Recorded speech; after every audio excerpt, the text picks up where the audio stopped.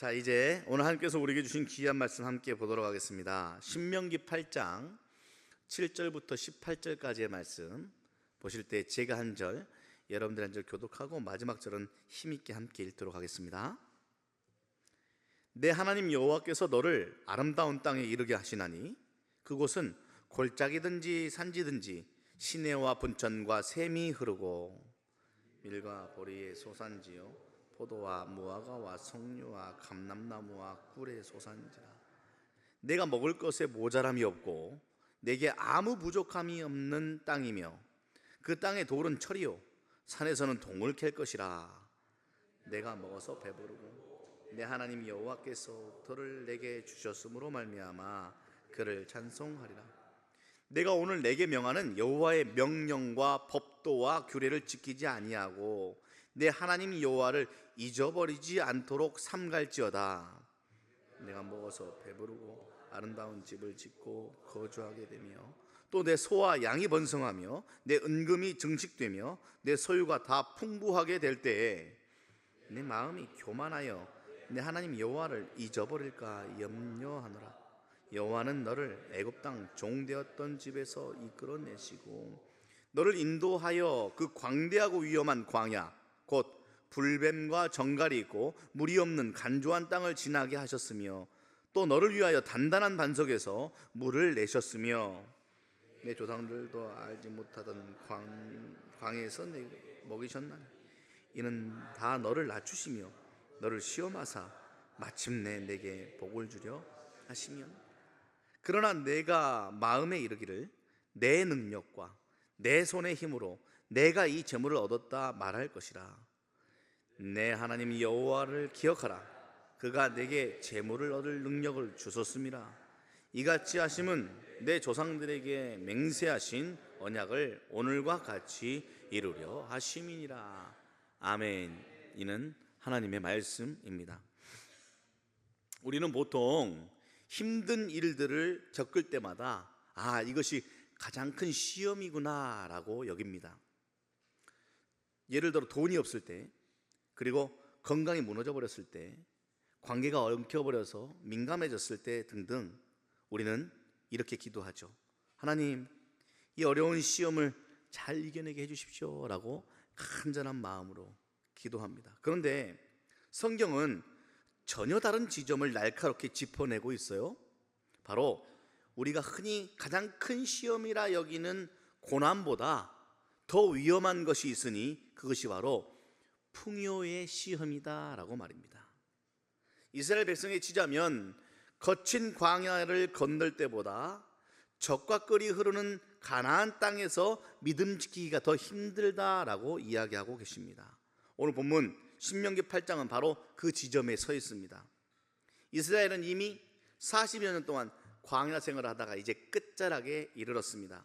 눈앞에 무엇이 펼쳐졌냐면 그토록 기다리던 약속의 땅 가나안이 쫙 펼쳐져 있는 그곳에 서 있죠. 그러니까 광야는 과거가 되어버렸고 이제 앞에 눈에 보이는 가나안 땅은 찬란한 미래가 되어 있습니다.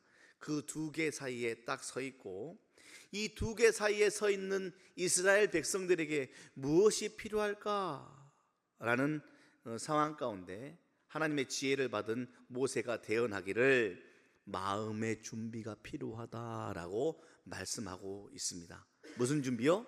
마음의 준비요. 그 마음의 준비를 시키기 위해서 모세는 이스라엘 백성들에게 설교를 하고 있고 그 설교의 모음집이 바로 오늘 우리가 읽은 신명기라는 성경입니다. 그 신명기 가운데 한 대목인 신명기 8장의 말씀을 통하여서 우리는 오늘 하나님의 음성을 듣고자 합니다.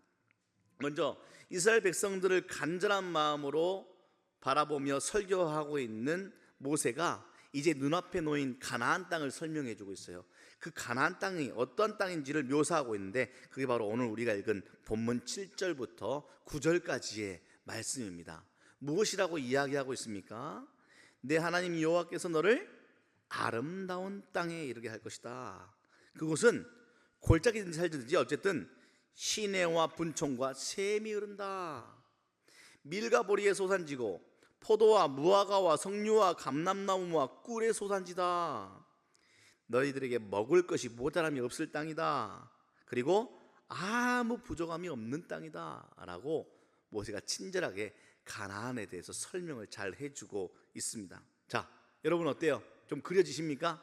이 설명만 딱 듣자면 이스라엘에게는 이제 걱정 끝, 행복 시작이라는 생각이 들지 않습니까?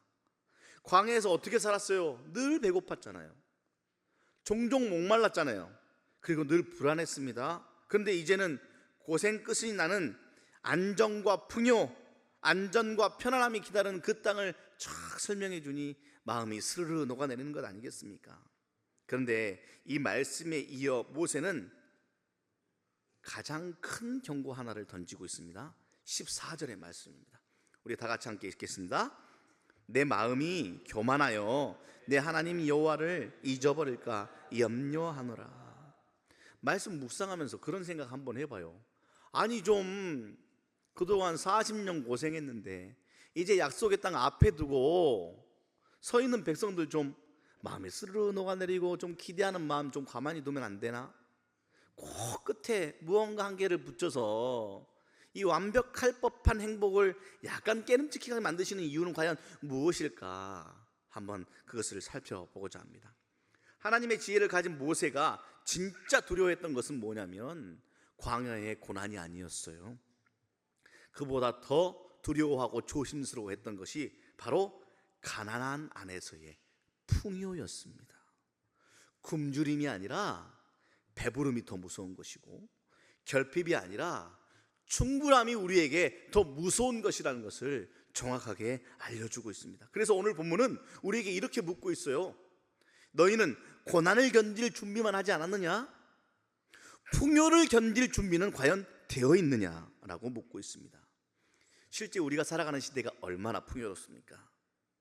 그래서 제일 많은 영상의 퍼센테이지를 차지하고 인생의 화두가 되는 게 뭐예요? 다이어트 아닙니까? 운동 아닙니까? 너무 풍요해서 그 풍요로움을 누리는 우리의 몸이 또다시 풍요로움을 누리지 못할까 봐 고민하는 시대로 우리는 살고 있지 않습니까? 11월 감사의 달을 보내는 우리에게 하나님은 오늘 신명기 말씀 통해서 이렇게 도전하고 계셔요. 네가 먹어서 배부르고 네가 누리는 것이 많아졌을 때도 과연 나를 기억할 수 있겠느냐? 네가 그 풍요를 과연 견뎌낼 수 있겠느냐? 이 질문을 마음에 새기고 이제 본문의 깊이로 한번 들어가 보고자 합니다. 모세의 설교를 따르면 이스라엘 백성들이 하나님을 잊는 이유를 명확하게 한 단어로 정리했습니다. 그것은 바로 교만입니다. 대부분의 교만이 어디서 오냐라고 또 설명하고 있냐면 소유의 풍성함으로부터 사람은 교만해진다라고까지 친절하게 설명해 주고 있습니다. 근데 사실 가만히 생각해 보면 이게 잘 이해가 되지 않아요. 여러분들은 이해가 되십니까? 일반적으로 모든 게 잘 풀리면 우리는 감사함 가운데 더 잘 예배할 수 있지 않습니까? 반대로 인생이 허물어지면 불평과 불만으로 우리는 더 믿음을 잃어버릴 것 같지 않습니까? 그런데 풍요가 오히려 더 위험하다니요. 그게 무슨 말입니까? 한 사업가의 이야기를 들은 적이 있어요. 처음 창업을 했을 때에 마음 먹은 것이 무엇이었냐면 나의 사업은 온전히 하나님께서 이끌어 주실 사업이다. 하나님께 내 사업을 맡긴다라는 마음으로 예배로 시작을 합니다. 하나님, 이 사업이 잘 되면 하나님께 영광 돌리는 사업장 되도록 제가 절대 흔들리지 않겠습니다. 사업이 예배로 시작됐습니다. 근데 그 후에 이어지는 일들이 무엇이냐면 자리가 잡히지 않으니 쉽지 않았어요. 직원들이 있긴 한데 월급 줄 돈이 없어서 새벽마다 교회 바닥에 엎드려 울며 기도합니다. 그런데 사업이 잘 되고 지점이 늘어나고 매출이 몇 배가 되자 주일에는 현장 점검을 나갈 일들이 종종 생기기 시작했네요. 처음이니까 한 번만, 그러다가 그것이 2번 되고 3번 됩니다. 그의 입에서 이런 말이 나오기 시작합니다. 야, 내가 여기까지 온 것이 어떻게 해서 온 줄 알아? 남들 다 자는 시간 앉아가면서 일했기 때문이야. 나는 남들보다 진짜 더 많이 노력했어. 여러분, 물론 노력도 중요하죠.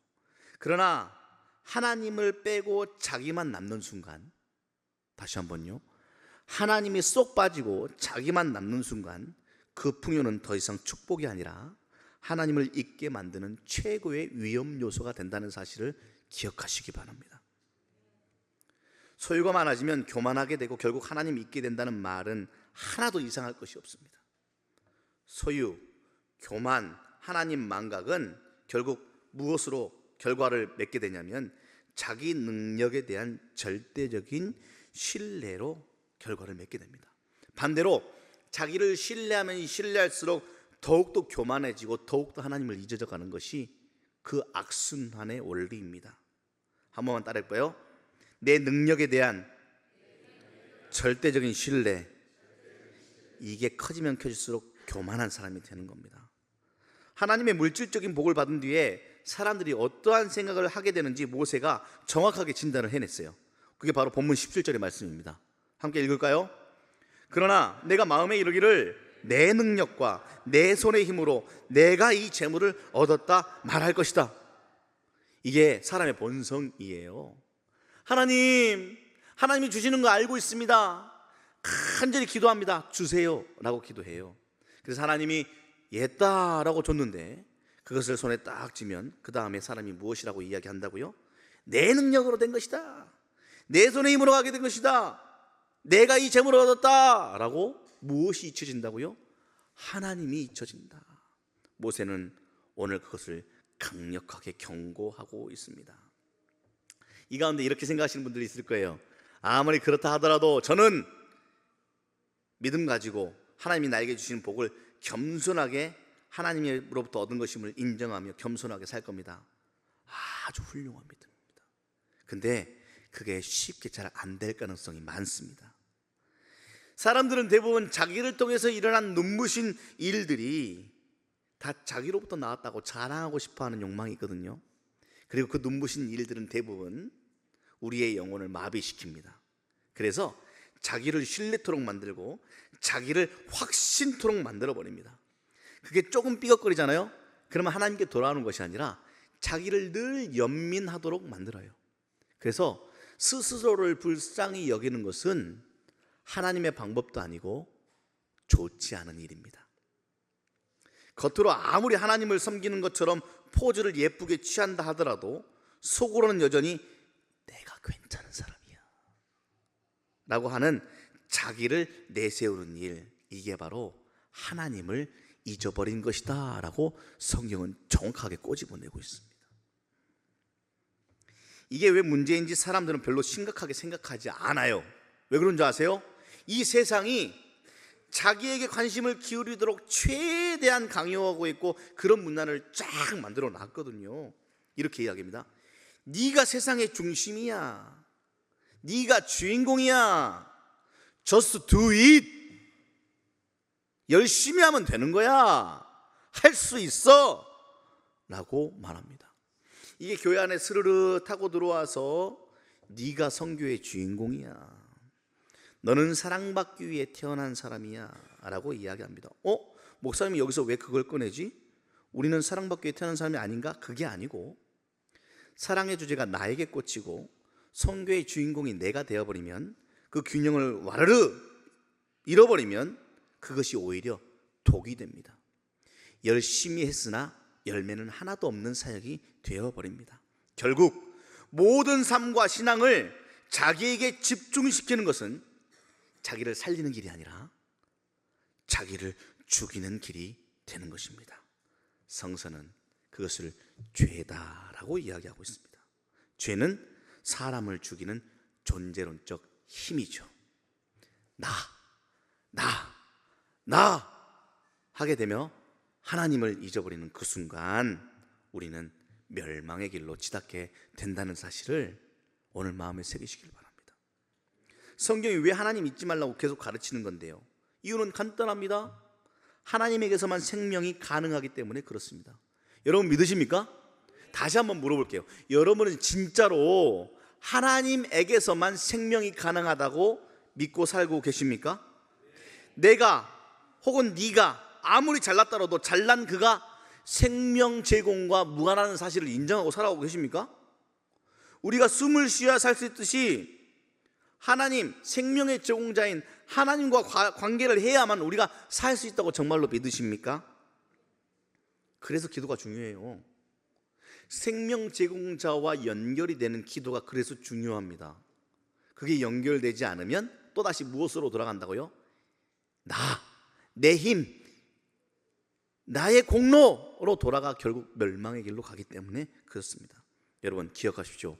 하나님은 생명의 제공자이신 창조주이시고 우리는 피조물입니다. 이런 이야기가 너무 기초적인 거라서 시시하다고 생각할 분들이 있을 겁니다. 근데 이건 시시한 주제가 아닙니다.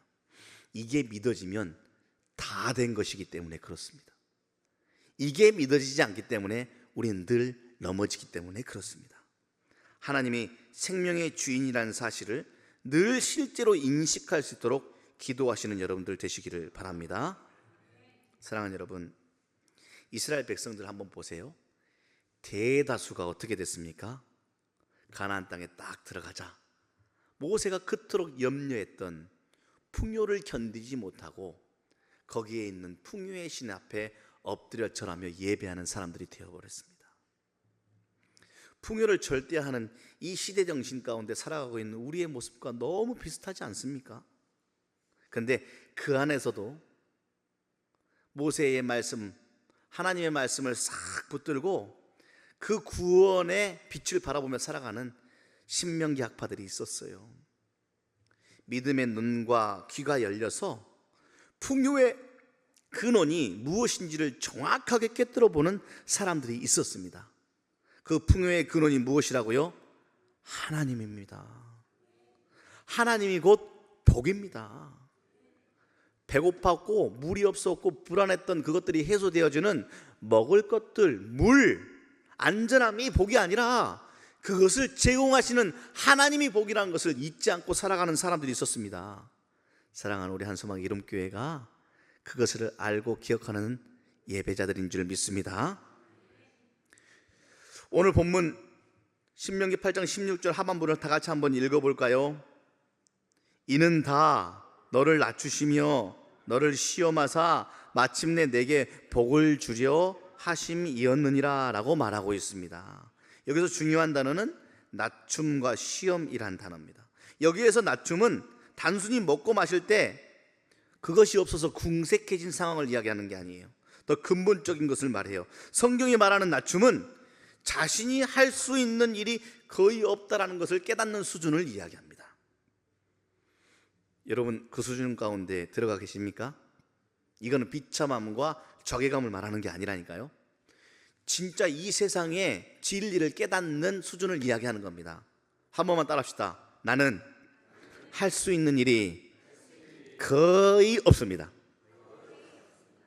마실 물 한 모금, 한 끼 먹을 양식이 없는 일들을 계속해서 광야 가운데 경험케 하신 하나님의 목적은 너는 생존을 유지할 힘조차 없는 존재야 라는 것을 알게 하시고 그 생존을 유지할 수 있는 모든 것을 내가 제공하고 있다. 그러니 나를 기억해야 된다 라는 것을 알려주시기 위한 하나님의 목적이지요.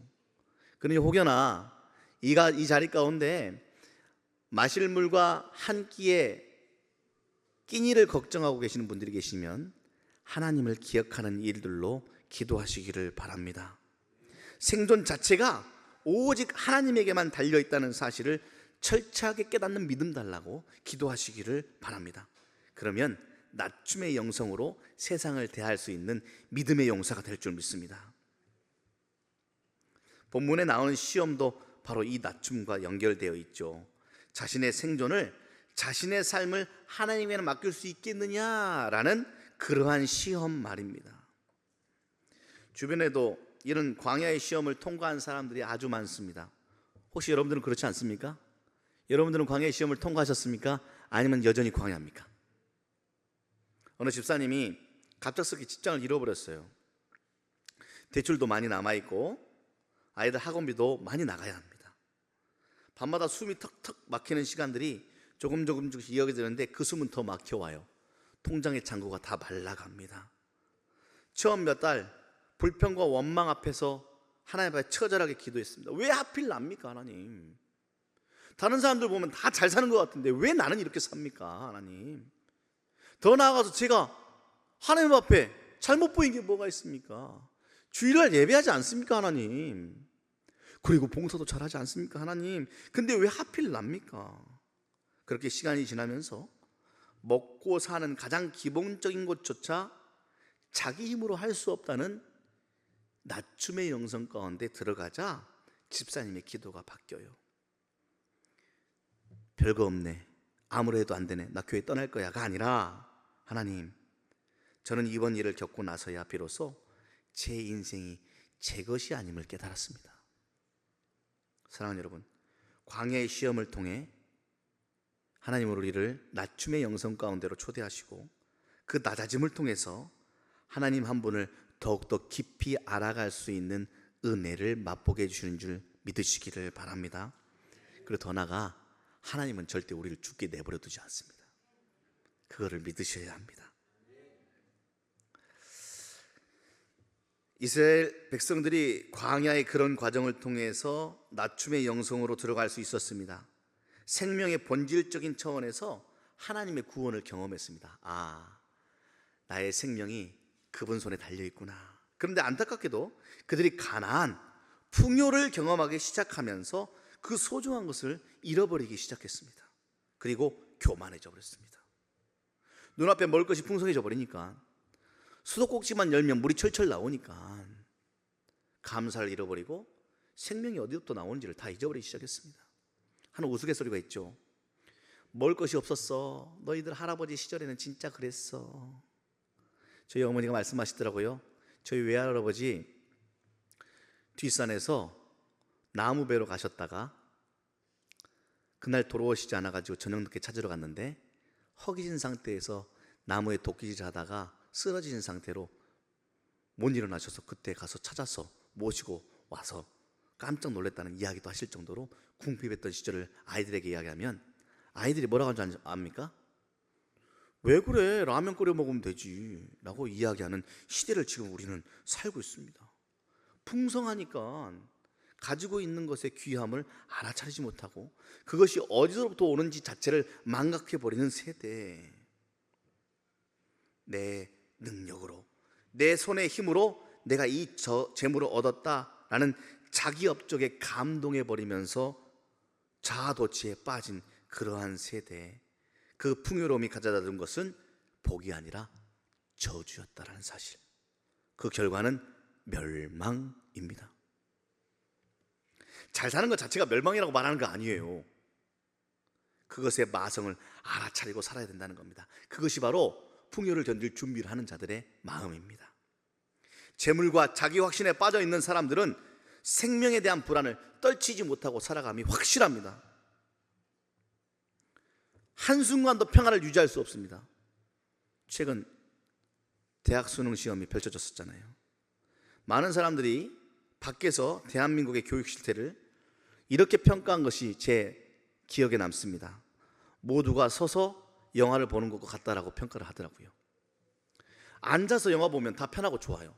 근데 누구 하나가 서서 보고 싶어서 일어섰네요. 그러니까 어떻게 돼요? 뒷사람도 일어서야 되고 그 뒷사람도 일어서야 돼서 앉아서 편하게 영화 볼 수 있는 모든 사람들이 전부 다 일어서서 영화를 보는 모습과 비슷하다라는 것이 이해가 됩니다. 근데 제가 가만히 생각해보니까 거기서 그치지 않아요. 다 같이 일어서서 영화를 보면 볼 수는 있어요. 근데 그 중에 나는 앉아서 보고 싶은 거야. 그럼 어떻게 하는 줄 압니까? 앞에서 서 있는 사람들을 다 제거해야 되는 사회가 지금 우리가 살아가고 있는 모습이에요. 그것 가운데 얻은 풍족함과 그것 가운데 얻는 편안함이 나를 살릴 수 있다는 착각, 진짜로 착각입니다. 우리는 그것을 통해 평안함과 만족함을 누릴 수가 없습니다. 그래서 하나님은 이스라엘 백성들을 광야로 몰아넣어서 진짜의 가치를 알게 해주는 영성으로 그들을 이끌어 가신 것입니다. 사랑하는 여러분,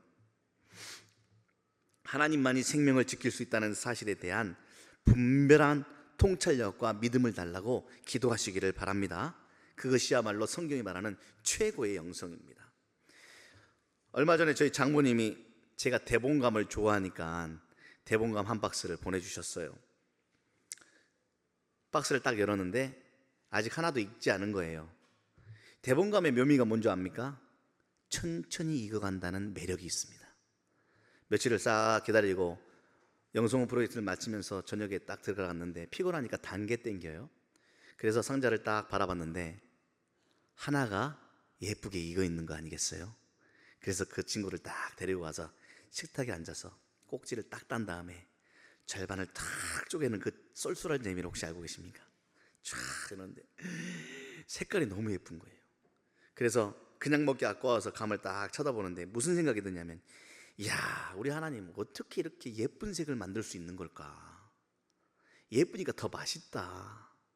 그러면서 가만히 생각해 보니 사람이 아무리 만들어낸다 하여도 하나님이 만들어낸 생명의 색을 따라할 수가 없고, 사람이 아무리 따라한다 하여도 하나님이 만든 놀라운 사건들을 만들어낼 수 없는 존재라는 것을 알아차릴 수 있는 복된 시간을 경험했습니다. 어디 감만이겠습니까? 우리가 직면하고 있는 이 세상의 모든 것들이 오직 하나님에 의해서만 가능한 생명의 보화들로 가득 차 있다는 사실을 우리는 알아야 합니다. 그 값진 것들을 위해서 우리가 할 수 있는 일들 아무것도 없더라. 이스라엘 백성들을 광야에서 가르친 하나님의 주요 수업 가운데 최고의 주제는 무엇이냐면, 너희들이 누리고 있는 생명의 보화들, 너희들이 할 수 있는 건 아무것도 없어. 철저하게 무기력함을 인정하는 수업으로 그들을 훈련시키셨죠. 하나님만이 모든 것을 하실 수 있습니다. 믿으십니까? 그것을 인정해야만 비로소 우리는 하나님이라고 부를 수 있는 거예요. 16절 말씀에 따르면 그때야 비로소 하나님이 복을 주신다. 그것을 인정하는 그 순간 우리는 하나님의 생명사건과 연결되는 사람이 된다라고 이야기하고 있는 것입니다. 그런 점에서 기독교인인 우리는 이미 엄청난 복을 받은 사람들입니다. 그 무엇과도 비교할 수 없는 복을 받은 사람들입니다. 왜요? 예수 그리스도 통한 하나님의 생명 구원 사건을 이미 알아버렸고 믿고 있기 때문에 그렇습니다. 사랑하는 여러분, 우리는 지금 11월 감사의 달을 보내고 있습니다. 지난 1년 동안 우리는 하나님이 창조한 지구에서 나는 모든 것들을 잘 먹고 누리며 살았습니다. 우리가 졸고 있을 때에도, 우리가 낙심해 버렸을 때에도, 우리가 혹은 남들을 비난하고 있을 때에도 하나님은 여전히 지구를 통해 하나님의 명령에 순종하여 먹거리들을 계속 나오게 하셨습니다. 우리가 사실 광야와 같은 이스라엘처럼 살았지만 아무 자격도 아무 공도도 없는데 하나님은 만나를 계속해서 내려주셨고, 우리들 앞에 구름 기둥과 불 기둥을 보여주시사 우리들을 계속해서 버리지 아니하시고 생명의 자리로 이끌으셔서 오늘 우리를 이 자리에 앉혀 놓으셨습니다. 그러면서 오늘 우리에게 이렇게 선언하고 계십니다. 18절의 말씀입니다. 다 같이 읽을까요? 내 하나님 여호와를 기억하라. 그가 내게 재물 얻을 능력을 주셨음이라. 하나님은 풍요를 견뎌낼 자들에게 재물을 맡기십니다. 재물이 독이 되는 자들에게는 절대 재물을 허락하지 않으십니다. 그렇다고 하여 내가 재물이 없는 이유가 내가 재물을 다스릴 능력이 없기 때문이라고 또 그렇게 이혼론적으로 판단하시지는 마십시오. 하나님은 확실한 것 한 가지는, 하나님은 우리에게 손해볼 것들, 우리에게 해로운 것들은 절대 허락하지 않으시는 분이십니다. 단 우리가 풍요를 견딜 준비가 되어 있다면, 하나님은 때에 따라 필요하시다면 재물도 허락하시는 분이십니다. 누구에게만? 풍요를 견딜 준비가 되어 있는 자들에게만. 하나님으로부터만 옵니다 라는 것을 인정하는 자들에게만. 사랑하는 여러분, 오늘 우리는 두 가지 복 중에 하나를 반드시 선택해야 됩니다. 가나안의 풍요만을 붙들다가 언젠간 사라질 것들과 함께 사라져버릴 것인가? 아니면 광야에서도 가나안에서도 여호와를 기억함으로 생명의 근원인 하나님을 붙들며 살 복을 선택할 것인가? 복의 정의를 바꾸지 않으면 인생의 방향도 절대 바뀔 수가 없습니다. 집이 넓어지는 것, 통장이 두꺼워지는 것, 자녀 스펙이 쌓이는 것, 그게 복의 전부가 아닙니다. 하나님과 동행하는 것이, 하나님으로부터만 생명이 제공된다는 것을 알아차리는 것이, 그 믿음이 복의 전부임을 마음에 새기시는 여러분들 되시기를 바랍니다. 그래서 풍요를 견딜 준비를 한다는 것은 거창한 결심이 아니라 하루를 시작할 때 하나님을 기억하는 겁니다. 주님, 오늘도 제 호흡과 교회를 섬길 수 있는 제 재능과 그 기회를 주님 주신 분이 바로 하나님이십니다로 인정하는 겁니다. 무엇을 얻었을 때 먼저 하나님께 돌려드리는 것입니다. 이것은 내 능력으로 얻은 것이 아닙니다. 하나님, 이것은 하나님이 주신 능력의 열매입니다 라고 하나님께 돌려드리는 것입니다. 더 나아가 살다가 불안과 비교가 밀려올 때면 복의 기준을 다시 한번 명확히 고백하는 겁니다. 하나님, 저 풍요로운 조건들이 복이 아니라 주님이 나의 복이십니다. 주님이면 충분합니다 라고 고백하는 것이 하나님을 잊지 않는 것입니다. 사랑하는 여러분, 광야에서 만나를 먹으며 하나님을 배우는 사람이 이미 복된 사람인 것처럼, 가나안에서 풍요를 누리면서도 하나님을 잊지 않는 사람이 진짜 풍요를 견딜 수 있는 사람임을 기억하십시오. 오늘 말씀 앞에서 이렇게 고백할 수 있었으면 좋겠습니다. 주님, 저는 고난만이 아니라 풍요도 견딜 준비가 되기를 간절히 원합니다. 배부를 때도 잘 될 때도 내 능력과 내 손의 힘이 아니라 오직 주님을 기억할 수 있는 믿음을 허락하여 주시옵소서.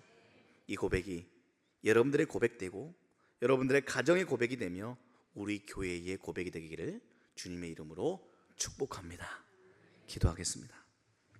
하나님, 우리가 왜 가지면서도 불안하고 우리가 왜 누리면서도 불평불만일까요? 아하, 나에 대한 신뢰 때문에, 나의 능력과 내 손으로 한 일이라는 그 공로 때문에 우리는 결국 하나님께서 원하시는 생명의 근원을 누리지 못하고 살아갔던 사람들이었군요. 주님, 이 시간 주님 앞에 간절한 마음으로 기도합니다. 풍요를 견디게 하여 주시옵소서. 준비가 되어진 믿음을 가진 자로 살게 하여 주시옵소서. 그리하여 하루를 시작할 때마다 하나님을 기억하겠습니다. 오늘도 제 호흡과 재능과 기회를 주신 분이 주님이심을 기억하겠습니다. 얻을 때마다 내 능력이 아니라 하나님이 주신 능력의 열매임을 고백하겠습니다. 불안할 때마다 조건에 휘둘리지 않는 믿음 달라며 기도하며 주님이 나의 복이심을 선포하겠습니다. 그리하여 하나님이 원하시는 참된 생명의 하나님의 나라를 손에 쥐고 살아가는 믿음의 사람들, 나와 우리 가정과 우리 교회 되게 하여 주시옵소서. 예수님의 이름으로 기도합니다. 아멘.